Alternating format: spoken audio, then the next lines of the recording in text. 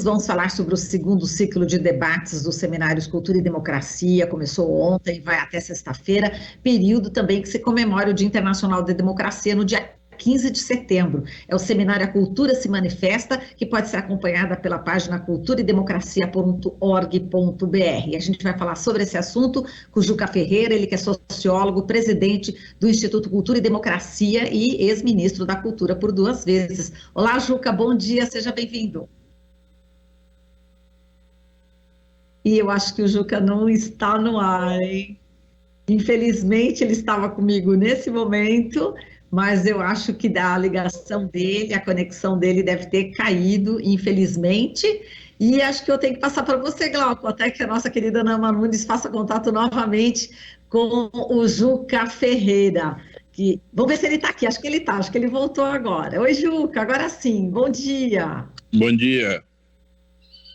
Agora sim, Juca. Bom, eu vi, né? Você participou, inclusive, da abertura, né, desse seminário, Economia da Cultura e Retomada Democrática, né?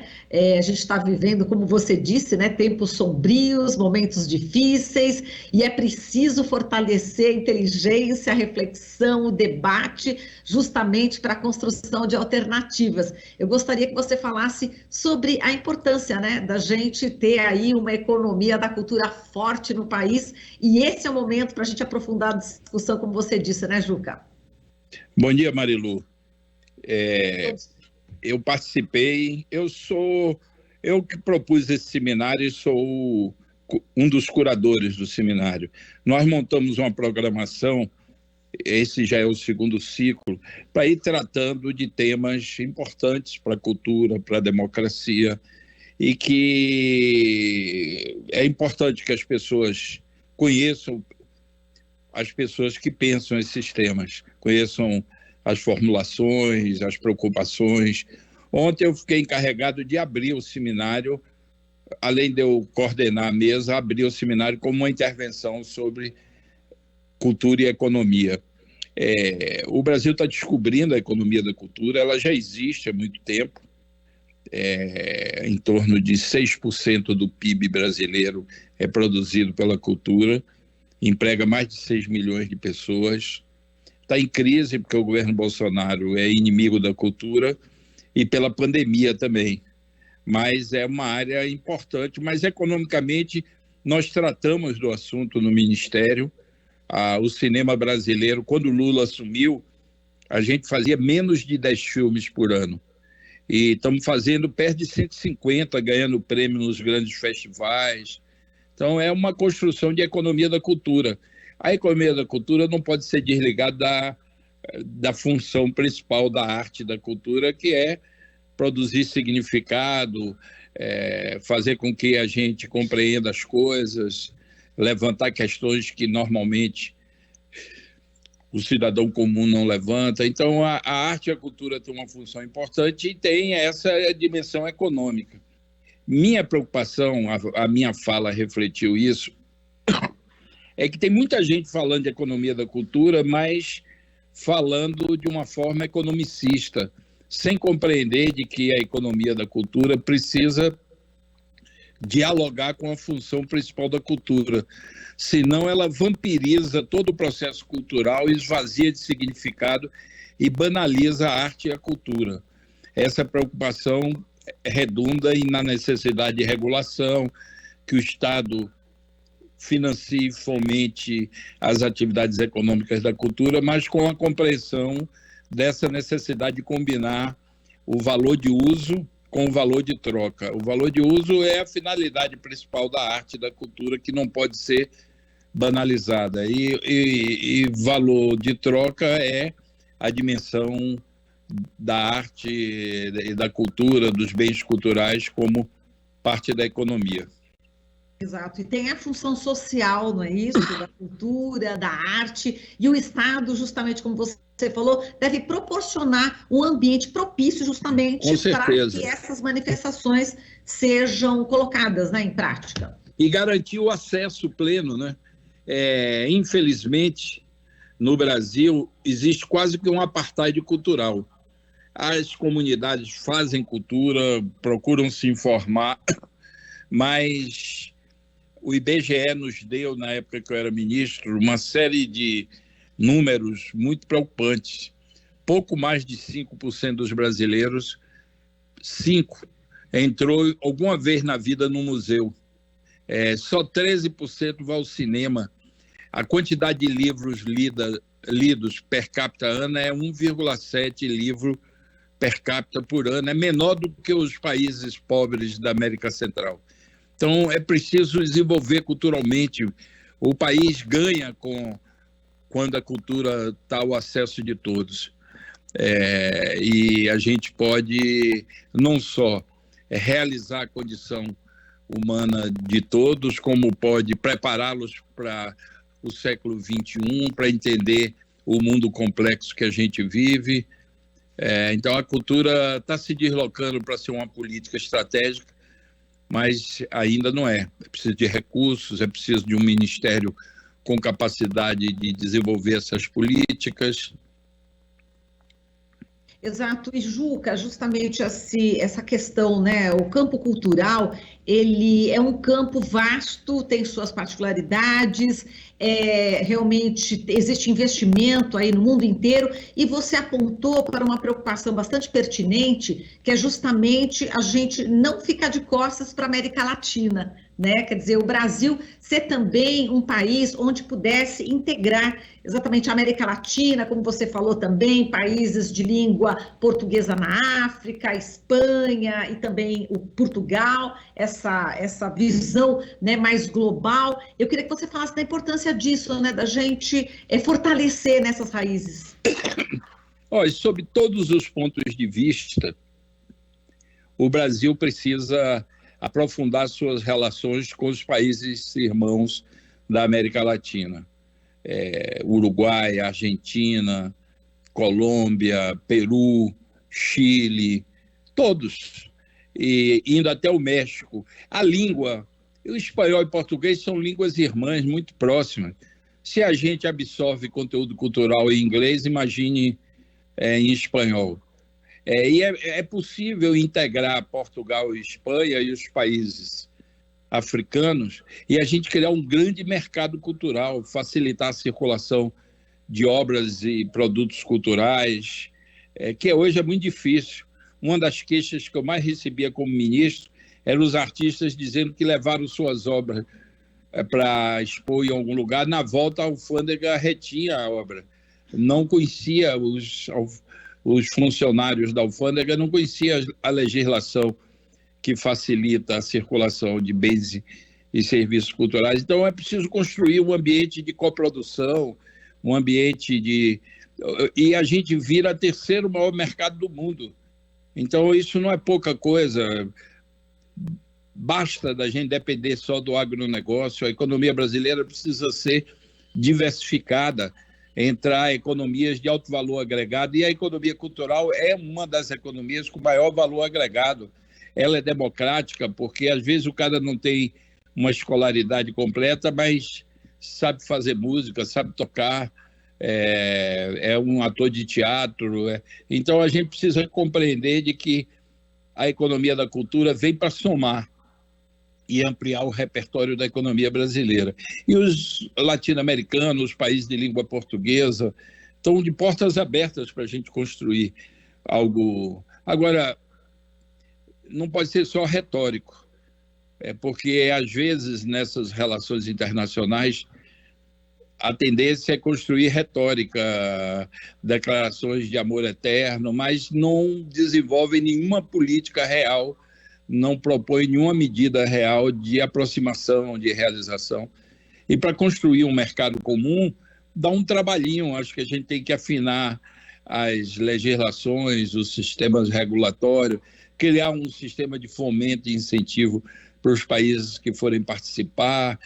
Tem todo um processo que vai ter que ser construído, mas eu sou otimista, eu conheço bem, eu me dediquei, quando era ministro, a fortalecer nossas relações culturais com todos esses países, não só da América do Sul, mas México, todos. E foi Costa Rica. Eu fui encarregado de organizar o Ano Internacional dos Afrodescendentes, que foi um evento da ONU. Eu rodei essa América Latina toda. Várias vezes eu fui em cada país para discutir com os movimentos sociais, com as chancelarias, com ministros, com as universidades. O ambiente é o mais favorável possível. Agora é preciso envolver políticas e não ter essa mentalidade obscurantista que o atual governo brasileiro tem. Exato, e você estava citando, né, enfim, na sua participação aí no seminário, já que os países, né, desenvolvidos, centrais, eles desenvolvem aí políticas, enfim, faz parte, né, a cultura faz parte da geopolítica desses países, né, e inclusive para poder, né, dominar, né, Juca? É isso, e a gente, para poder se emancipar, também tem que fazer o contraponto. Você sabe que o cara que cuida do cinema americano trabalha na Casa Branca, no mesmo andar que o presidente. Para vocês verem a importância que eles dão a todas essas economias culturais, principalmente as indústrias culturais. E a China também, o Japão também, a Europa toda. O Brasil precisa entrar numa era menos provinciana, menos subalterna, com mais pujança nas relações internacionais. Lula fez isso. Lula botou o Brasil num patamar de um dos países emergentes mais importantes no mundo. Mas, além da diplomacia, da conversa, da constituição de relações, é preciso ir amarrando algumas medidas e iniciativas comuns para que a gente dê materialidade a esse desejo, né? Exato, e economia menos predadora, como você falou, não podemos concentrar-nos apenas no agronegócio e parte dele está devastando, né, os nossos biomas, não é, Juca? E você acha que a cultura ela pode alcançar um nível assim, enfim, chegar um pouco perto dessa questão, dessa participação que o agronegócio tem no PIB? É claro que pode. A economia cultural é a que mais cresce no mundo, é responsável por 3% do PIB mundial, é uma das economias mais importantes dos Estados Unidos. A China agora está investindo tudo na área de cinema de animação, games e indústria cultural em geral. O Japão já vem há uns 30 anos investindo, França, Itália. A gente não vai descobrir a roda, não. Nós vamos entrar num processo de modernizar o Brasil, de capacitar o Brasil a se desenvolver sem essa monocultura agrícola. Exato. E, Juca, você falou de cultura como um direito humano. É igual comida, casa, é isso? Claro, porque a gente não é aquele molúsculo que vive ali na pedra, brigando com as ondas do mar, né, e com os peixes e os polvos que chegam para comer. Nós somos o único animal, o único mamífero que tem a necessidade e a capacidade de simbolização. Alguns macacos conseguem, de uma forma muito embrionária, lidar com símbolo, mas a gente é altamente desenvolvido, é o que nos diferencia como seres humanos. Não há desenvolvimento completo sem desenvolvimento cultural, sem desenvolver essa capacidade, através dos livros, dos estudos, através da arte. E nós precisamos entender que o índice de desenvolvimento humano no Brasil está caindo, inclusive, é pequeno e está caindo. O Brasil já teve no ranking mundial de índice de desenvolvimento humano uma posição bem mais relevante, e hoje nós estamos caindo, não há um investimento sério no atual momento na educação, na qualificação da educação, na arte, na cultura. É claro, o povo faz cultura, muitas coisas são feitas nas periferias e muitas são muito bem feitas. Os grandes artistas que têm surgido nos últimos 15, 20 anos, quase todos vêm da periferia. Lá, quem conhece sabe que é uma efervescência cultural gigantesca, até para compensar a ausência de Estado, de acesso. As lideranças culturais locais são muito ativas. Mas não é suficiente, é preciso levar o que a população não produz. É preciso ter biblioteca, é preciso ter centro cultural, teatro, é preciso que as pessoas tenham acesso a exposições, é preciso ter acesso a reflexões, a livros, a estudos.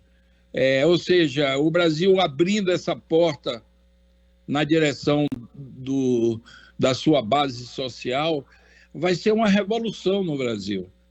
Isso é política pública. Nós começamos no Ministério com Gilberto Gil e depois eu dei continuidade, mas de Temer para cá houve uma interrupção. Essa extrema-direita e essa direita brasileira não gosta que o povo tenha acesso à educação de qualidade, não gosta que tenha acesso à arte e à cultura. Acho que é parte do projeto de dominação, né? Eles preferem mandar a polícia, mata 10, diz que eram traficantes, para manter essas populações sob controle.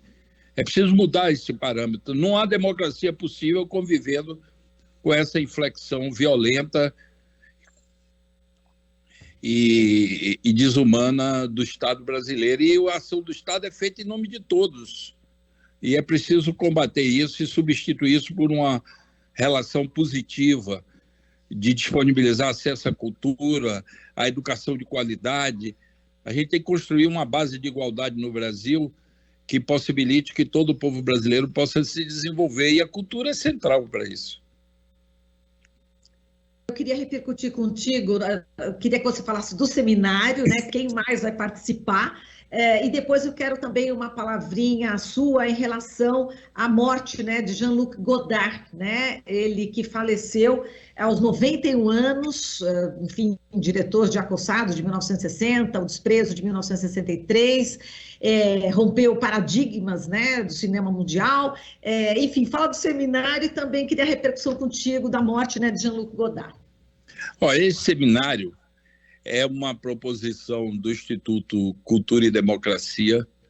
Nós estamos fazendo o seminário junto com a Fundação Alemã Friedrich Ebert e com a Fundação Perseu Abramo. Somos 3 proponentes: Instituto Cultura e Democracia, Fundação Perseu Abramo e a FES. Esse já é o 2º ciclo. O primeiro ciclo foi um sucesso total. Até hoje recorrem professores, acessam os conteúdos do seminário para disponibilizar para seus alunos. E ontem foi o primeiro dia, até sexta nós vamos ter atividades do seminário, todo dia 19 horas. Recomendo, porque são temas fundamentais que estão sendo pensadas, discutidas, e que muitas vezes as pessoas não têm acesso aos pesquisadores. Ontem as 2 pessoas que me seguiram deram uma bela contribuição.